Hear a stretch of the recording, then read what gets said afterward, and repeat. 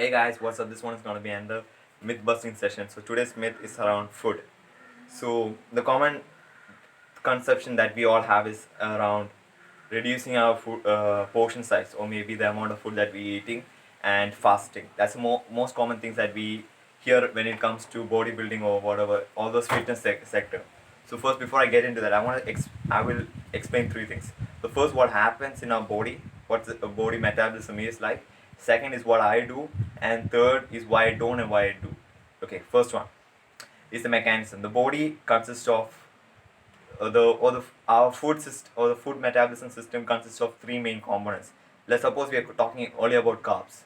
Okay, this one is an assumed assumption. Use your common sense and actually change it as required, and don't take my word for word. It's not a cookie cutter formula. Means what I'm saying is not the actually way. I'm just saying it for to make it simpler for you. So our body consists of fat cells, insulin, and carbohydrates or sugar. And the sugar is we eat comes in many forms, as we know, we had learned it. So what happens is that insulin binds to the adipose tissue. Okay, so what happens is that in the fat cells, the insulin is the cause for the carbs to enter into fat cells. Without the insulin, the fat cells don't take in the carbs.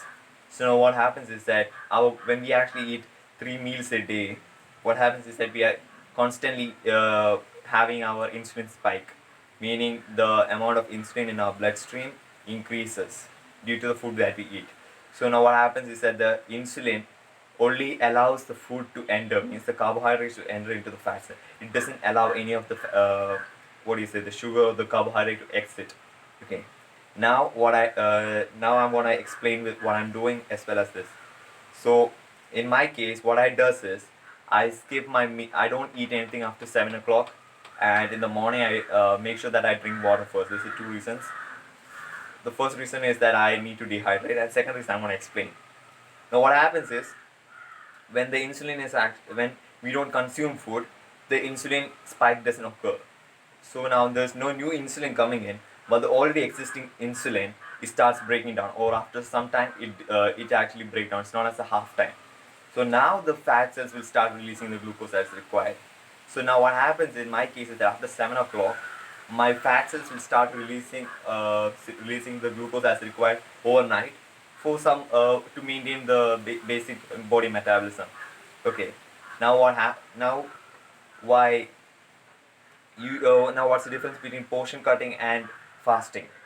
In fasting, you're actually enabling the fat cells to release the carbohydrates because there is no insulin spike occurring, because we're not eating anything after 7 o'clock or 8 o'clock. Just it's a gradual process. First you stop eating at after 8 o'clock, then it becomes 7:30. It's a gradual process.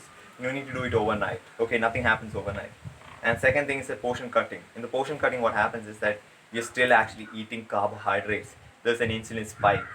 So now what happens is a dangerous part. The insulin actually has spiked and is binding on the fat cells. Now what happens? The fat cells is not releasing the carbohydrates. Suppose if you're doing some energy, like if you're doing some intense workout, okay, if you're actually having if you're having an idle lifestyle is okay, but if when you're a bodybuilder or having some intense workout or something, what happens is that the fat cells are not releasing the carbohydrate. Instead, what happens is our muscles break down and causes the muscles to actually compensate for the energy that's required. And that's my 2 cents for today, and see ya.